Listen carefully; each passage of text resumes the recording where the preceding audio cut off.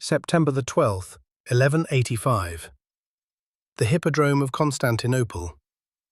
A camel stands in the sand, its breath sour, its flanks streaked with the white salt of a long, terrified day.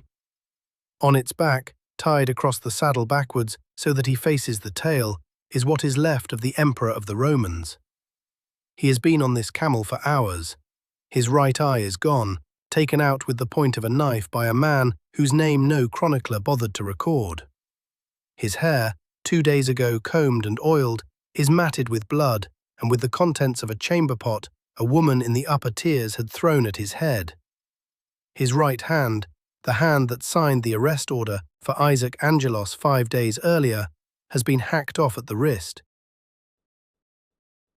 Someone, a butcher's apprentice, a boy from the silversmith quarter, climbs onto the rim of the spina and brings a heavy wooden club down across the old man's mouth, and the front teeth, which had survived 65 years of exile and intrigue, come out together. The crowd does not cheer. The crowd is past cheering. It has been at this for 2 days, 69 hours. That is how long, by Niketas Choniates' count, the city of Constantinople took to dismantle the body of the last reigning Komnenian. 69 hours from the morning the mob found him at the lighthouse on the Black Sea coast until the late afternoon of the second day in the Hippodrome, when 2 Latin mercenaries, drunk, bored, irritated by the slowness of the dying, ran a long sword through his chest and ended it. This is the story of how the most intelligent man the Komnenian dynasty ever produced, a polyglot, a Greek prose stylist his enemies grudgingly admired, a man who at 60 had survived prisons in 3 different kingdoms, walked into the trap of his own reforms. It is also the story of how an empire that had spent 11 decades being saved, painstakingly, by the brothers and cousins and grandsons of Alexius I, killed its last competent autocrator in a single afternoon, in public, by the hands of the people he claimed he had been protecting. The Komnenian century ended in that sand. Everything that came after it, the Fourth Crusade 19 years later, the partition of the empire among Latin barons, the long shrinking centuries down to 1453, was written by the boy who watched this happen. His name was Niketas Choniates. He was 17. He had been brought to Constantinople by his older brother Michael to study rhetoric, and he ended up studying something else. Choniates, writing his Historia 20 years later, said of the second day in the Hippodrome, "I will not write what was done to him at the end, because the human tongue cannot say it without becoming itself unclean." Then he writes it anyway. The Historia is the only narrative source for these hours with any claim to being eyewitness. There is also the encomium of Eustathios, Archbishop of Thessalonica, who in August of that same year had watched the Normans sack his city. The 2 sources hate Andronikos for different reasons. Choniates as a Constantinopolitan whose father had been afraid of him, Eustathios as a churchman whose city had been left undefended. Almost everything we think we know about Andronikos has to be filtered through men who had reason to make him a monster. Some of what they say is verifiable. Some is borrowed from the way Byzantine writers had been describing tyrants since Procopius wrote his secret history against Justinian 600 years earlier. Telling the 2 apart is the work of this video. There is a column in the Hippodrome, near where Andronikos hangs from the camel. It is bronze, older than the city. The Emperor Constantine, when he founded Constantinople in 330, had brought it from Delphi, where the Greek city-states had set it up after defeating Xerxes' Persians at Plataea in 479 BC. 3 serpents twined together, their open mouths once carrying a golden bowl. The bowl was long gone by 1185. The serpents remained. By Choniates' count, Andronikos was led around that column at least twice on the second day. Keep it in your mind. By the time this story is finished, it will come back. The man on the camel had been emperor for 2 years and 4 days. He was the grandson of Alexios I Komnenos, the first cousin of the great Manuel I, the last male of the senior Komnenian line. He had been called, in his own lifetime, the handsomest man at the court of 3 different kingdoms, and the most dangerous. He had been the lover of 2 of his cousin's nieces in succession. He had escaped imperial prisons twice. He had returned from his last exile at 62, walking barefoot through the Golden Gate as a penitent, and within 18 months had strangled the boy emperor he came back to protect. By the standards of late Byzantine politics, none of this was unusual. What was unusual was the end. Emperors were deposed in Constantinople. They were blinded. They were tonsured into monasteries on the Prince's Islands. They were occasionally strangled with a bowstring. They were not, normally, eaten by their own city. That this one was, that is what the Hippodrome on September the 12th is for. The reign that ended in the Hippodrome on September 12th had begun on September 24th of 1183, when Andronikos was crowned co-emperor with his 13-year-old cousin Alexios II, and ended the boy's life a few weeks later by strangling him with a bowstring in the imperial bedchamber. Choniates calls it a reign that ____1___.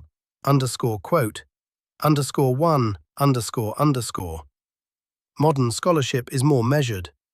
Paul Magdaleno, in his 1993 study of the Komnenian system, argues that Andronikos was the first emperor in over a century to take seriously the rot inside the provincial administration, and that the screams from the senatorial class in Choniates have to be read with that context in front of them. I lean toward Magdaleno on the politics, toward Choniates on the cruelty. Both can be true. If you find yourself drawn to these stories, to the chronicles,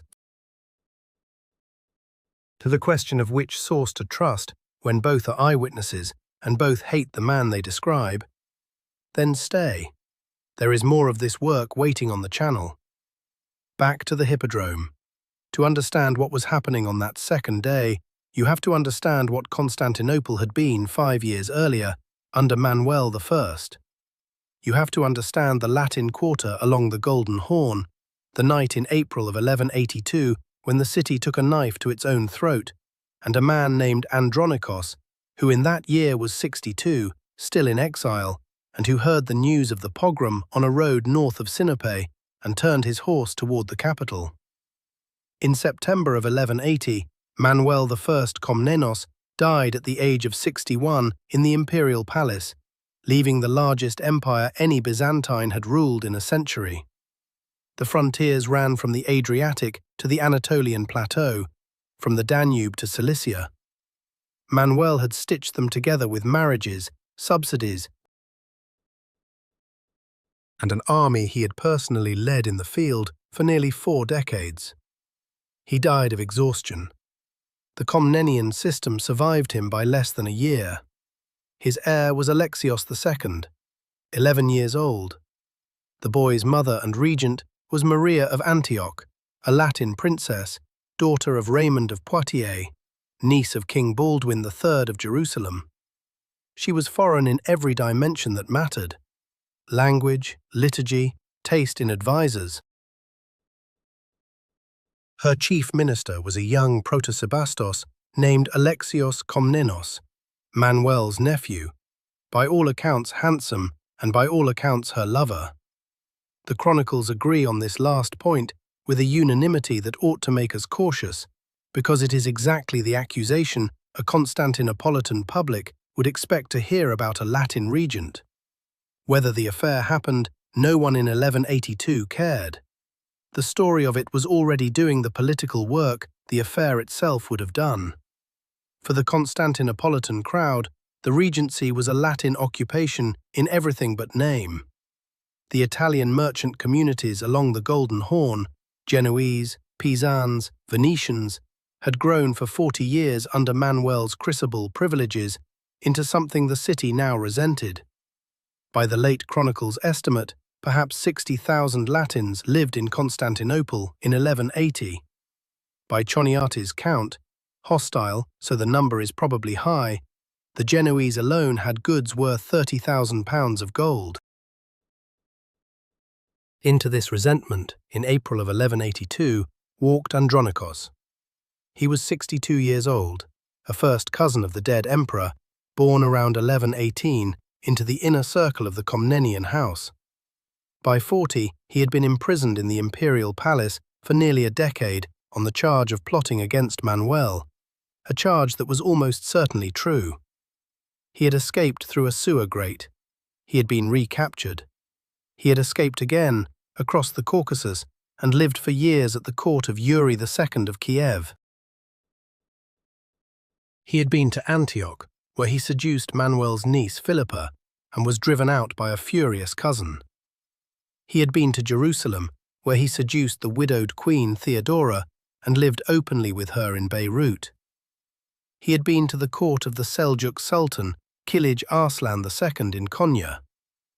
By 1180, when Manuel finally allowed him to return to Byzantine territory, Andronikos spoke Russian and Persian and Arabic in addition to Greek, and carried with him the formidable charm of a man who had survived everything an empire could do to him.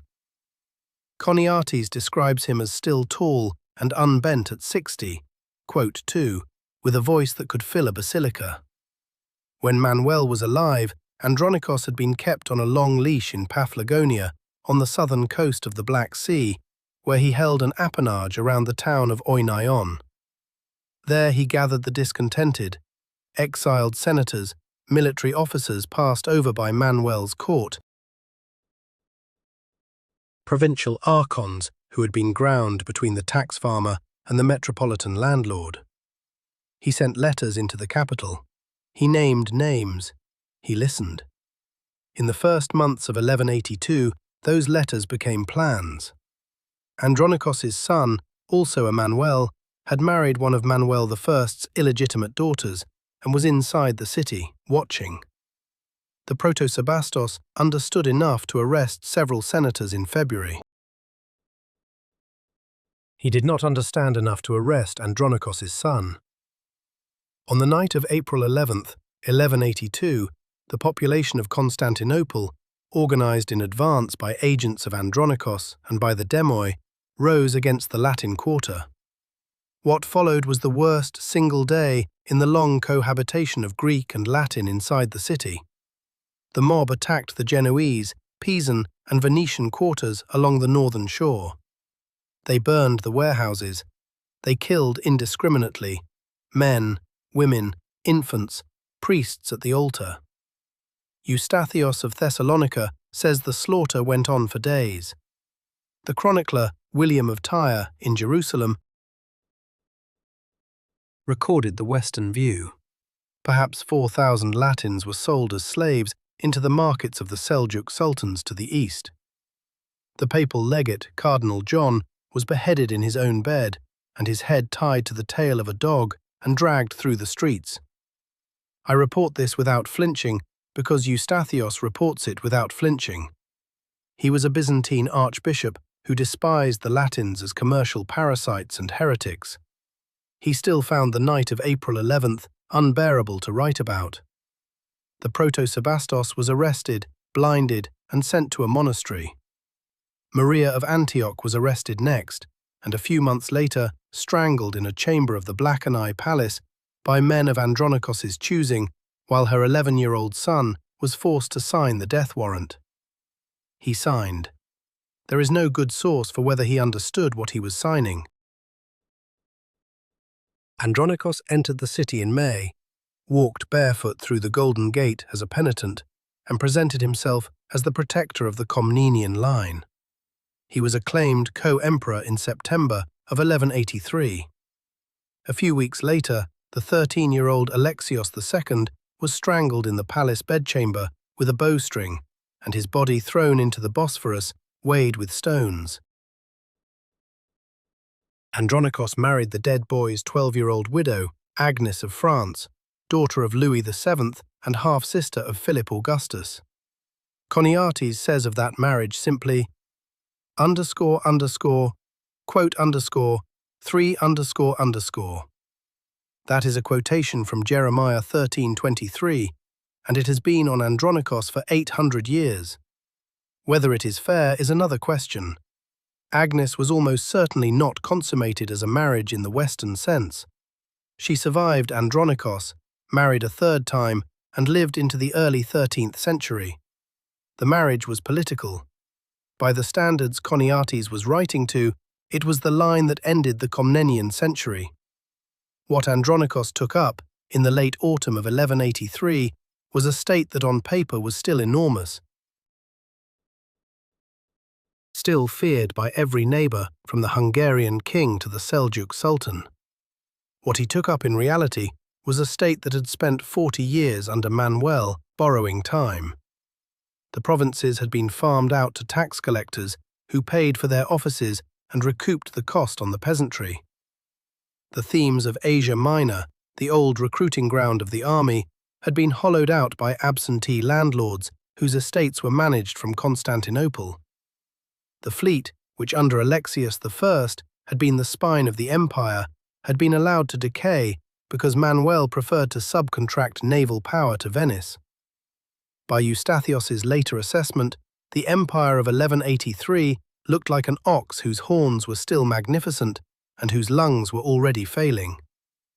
Andronikos saw what the empire needed, and he reached for it with a temperament that did not know how to break a thing without breaking the people inside it. By the spring of 1184, 6 months into his reign, the executions had begun. The first to die was Andronikos Lapadas, one of Manuel's old generals, who had marched out of the city on the day of Andronikos's acclamation, refusing to take the oath. He was hunted through Bithynia for months, brought back blinded, and died in a cell. Choniates describes Lapadas as a soldier of the old school, the kind of man Manuel had used and discarded. He is a witness who does not normally weep for generals, and he weeps for this one. That set the pattern. Through the spring and summer of 1184, the executions moved methodically through the upper aristocracy: Cantacuzenoi, Angeloi, Contostefanoi, Branus. Some were blinded, some were hanged from the trees along the Mese, where corpses had not been displayed since the late Macedonian period 2 centuries earlier. Choniates' phrase is __quote _for__. Manuel Comitzes, a young officer who escaped to the Sicilian court, would later guide the Norman invasion fleet back across the Adriatic as an act of personal revenge.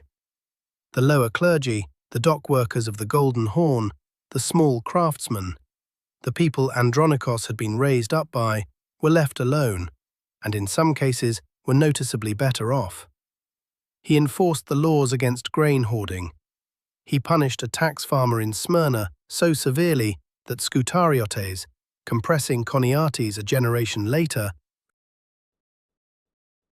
says provincial peasants for the first time in living memory came in person to the praetorian to lay petitions before the emperor. Scoutariotes calls this period __quote_5__. Both things are true. Andronikos was breaking the back of the Constantinopolitan aristocracy in a way no emperor since Basil II in 996 had attempted. He was also doing it in a register of cruelty that turned even his own supporters into eventual enemies. He executed not only the conspirator, but the conspirator's male children. He had a man named Mamelos sewn into the carcass of a freshly killed mule and dragged through the Forum of Constantine. The patrician Chumnos was hanged from a column with a chamber pot tied around his neck. These are the details of a man who had spent 15 of his 60 years in cells and was using imperial power to take back, in inflicted pain, what had been done to him. The chronicle, in this period, leaves a silence I find harder to read than the cruelty. Choniates almost never says what Andronikos said to anyone. The emperor's words inside the council, inside the chambers where the sentences were passed, are not in the Historia. I read this passage 3 times before I noticed what was missing.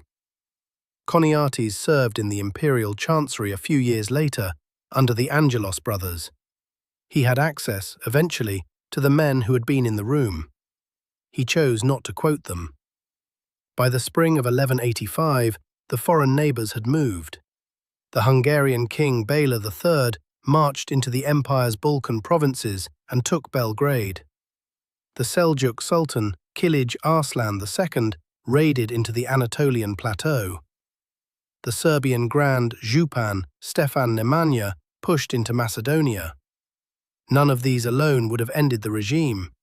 The move that did was Norman. William II of Sicily had been preparing an invasion fleet for over a year. His casus belli was a young man who had appeared at his court in 1184, claiming to be the murdered Alexius II, a plausible boy with good Greek who could do a great deal at a court that wanted to be persuaded. William wanted to be persuaded. The Normans had been waiting for a Constantinople that could not defend itself, since Robert Guiscard's failed campaign against Alexios I in the 1080s. In June of 1185, the Norman fleet, 200 sails by Eustathios, more probably 80 large transports, and an escort of war galleys by modern reconstruction, crossed from Brindisi and landed at Dyrrhachium. The city, hopelessly under-garrisoned, surrendered after a week. The Norman army marched east along the Via Egnatia. By August, they were before the walls of Thessalonica, the second city of the empire, with a population of perhaps 100,000 and a garrison of fewer than 500 regular soldiers. The siege lasted 9 days. The governor, David Komnenos, a cousin of Andronikos by a different line, refused to coordinate with the city militia, refused to let Eustathios organize the citizenry. And on the evening of August 24th, slipped out by a postern gate. The Normans entered through a section of wall that had been undermined and not repaired because, Eustathios writes, quote, 6. They sacked the city for a week. 7,000 citizens died, by Eustathios's count. Charles Brand, in his 1968 study, treats the number as a probable overestimate, but not implausible. By the second week of September, the Normans were on the Via Egnatia, marching east, and the only thing between them and Constantinople was an army Andronikos had not yet bothered to assemble, because he had been at his country estate at Melas, working on a private bathhouse. News of Thessalonica reached the capital around September 5th. Choniates says the people fell into a kind of paralysis, sitting in the streets, refusing to work. Eustathios says they began to organize spontaneously, in the Demoi, the street committees that had risen for Andronikos against the Latins in 1182 and now turned against him with the same logic. Both are probably true. The city was paralyzed in the morning and seething by evening. Andronikos came back to Constantinople on September 7th and produced a proscription list. Choniates says he had been carrying it in his mind for 2 years. The loss of Thessalonica had given him the excuse. Near the top was a name Andronikos had been watching for months without acting on, because the man at the center of it had been, by every account, harmless. The man was Isaac Angelos. Isaac was the great-grandson of Alexius I through a daughter, a third cousin of Andronikos at best, and held no command, no province, no significant office. He was 31, soft, fond of food, fond of conversation. He had been one of the conspirators against Maria of Antioch in 1182, but his role had been minor, and Andronikos had forgiven it. Choniates says Isaac was so unimpressive that the emperor had inscribed him in his proscription list almost as an afterthought, the way a man writes one more line on a shopping list in case he forgets. On the morning of September 11th, 1185, the imperial guards sent to arrest Isaac arrived at his house on the 7th hill, with the order signed by Andronikos's own right hand. What happened next, no one in Constantinople 5 days earlier could have predicted. Isaac, hearing the guards at the gate, did what the chroniclers would later say no Byzantine aristocrat had done in living memory. He came out himself, on horseback, with a drawn sword, and rode straight at the captain of the guard. The captain, Stephen Hagiochristophoreites, known in the city as Anti-Christophorites, the Anti-Christopher, for his role in the trials of the previous year, turned to call for his men. Isaac's first stroke took off his head. The guards, whose officer had just died in front of them, scattered. Isaac rode toward Hagia Sophia, the great church. Isaac rode through the streets carrying the head of Stephen Hagiochristophoreites in one hand. The image is not a literary invention. Choniates is specific about it. By the time Isaac reached Hagia Sophia, the head was bleeding across the saddle and across the white robes of the patriarchal staff who came out to meet him. He walked into the nave, laid the head on the floor in front of the patriarch, Basil Kamateros, and sat down on the marble steps of the ambo to wait. What happened in Hagia Sophia in the 8 hours that followed is one of those moments in Byzantine political history where a tradition that had been dead for a century returned in a single afternoon.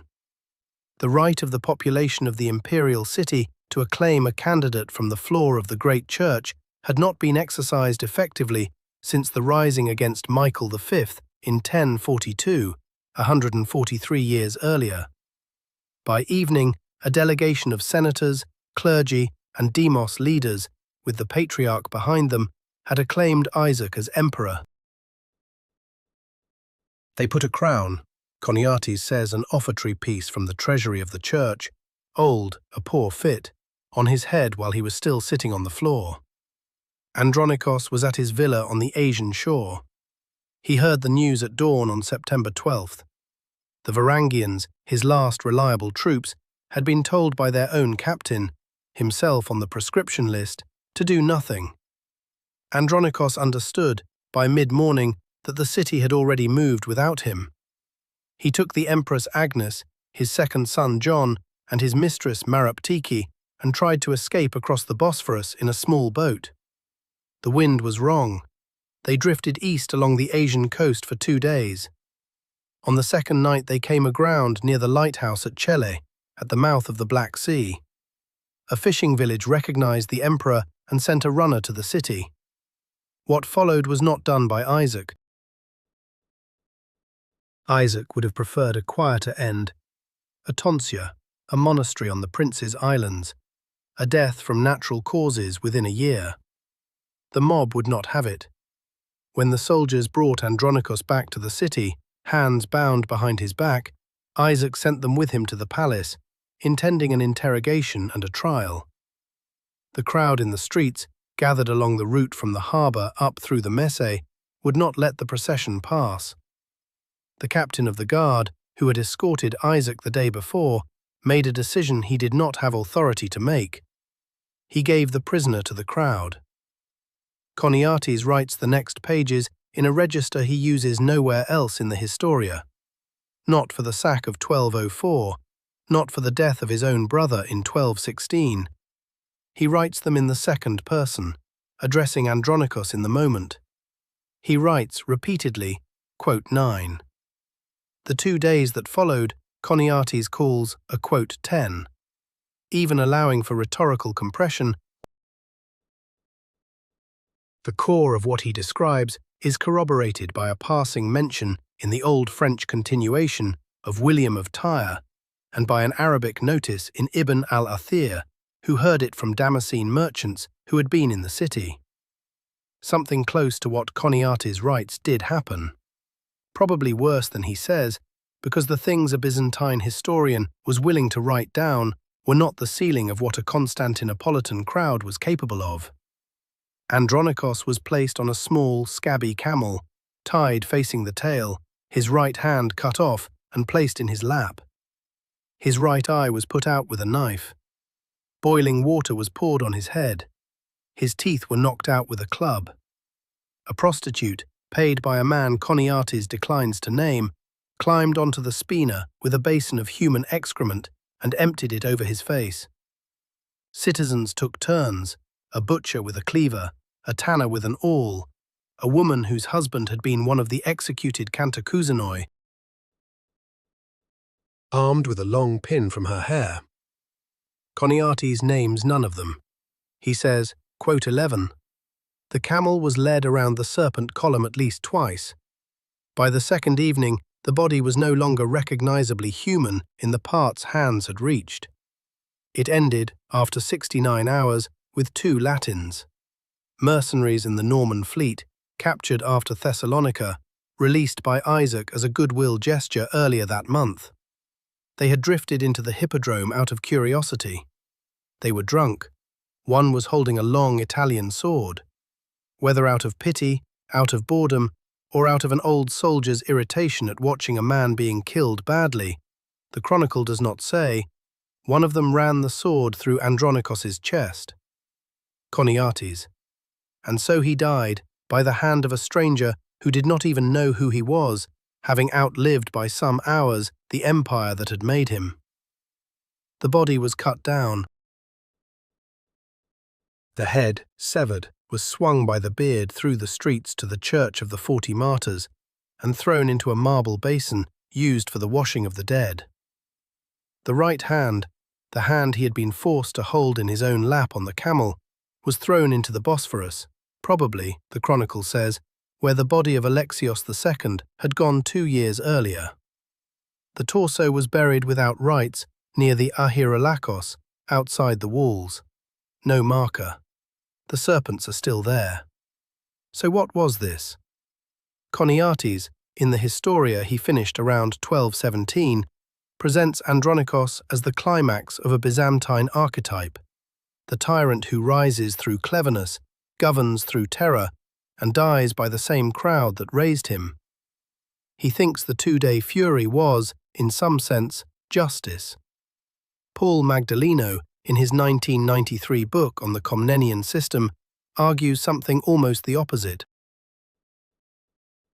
Andronikos was the last Byzantine ruler, before 1204, who understood that the Constantinopolitan aristocracy had become a parasite on the provinces, and the only one in a century who tried to break it.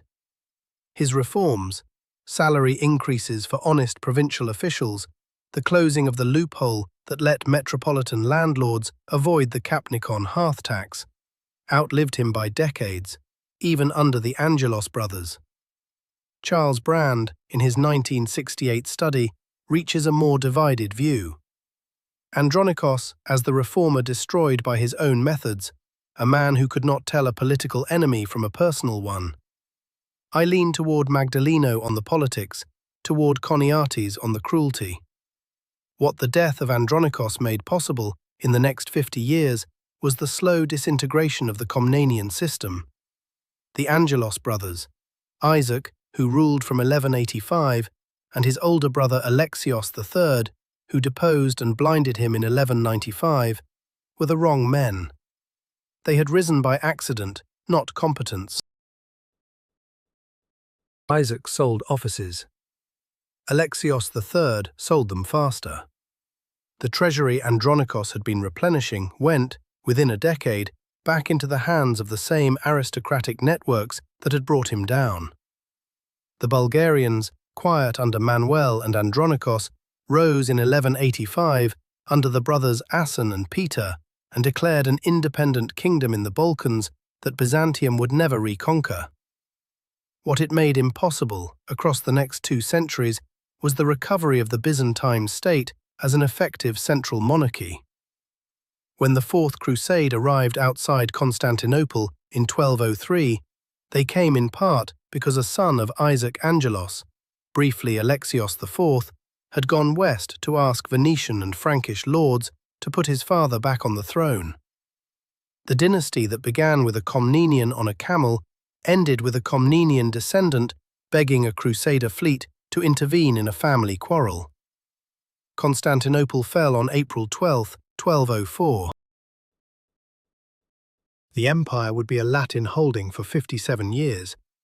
The Palaeologan restoration in 1261 would govern a state a fraction of the size. The city would fall again to the Ottomans under Mehmed II on May 29, 1453. Choniates was a man who, at 17, had seen what a Constantinopolitan crowd could do to an emperor, and had concluded before he was 20 that the empire he had been raised to serve had been hollow for longer than anyone in his generation was willing to admit. The bronze column with the 3 serpents, the one Constantine carried to his new capital in 330, is still there, in the place the Turks call At Meidani. The serpents lost their heads in the early Ottoman period. One survives in the Istanbul Archaeological Museum. The column is shorter now, the ground level having risen by about 1.5 meters. The bronze has gone dull, the green of an unwashed coin. Tour guides stop here. They say it is the oldest classical monument in the city. They do not, generally, mention what happened around its base on September the 12th, 1185. Some thrones are inherited, some are taken, and some are dismantled, one piece at a time, by the city that thought it had finally found the man who would save it. The rest of the chronicle keeps. The next one is already on the channel. I will meet you there.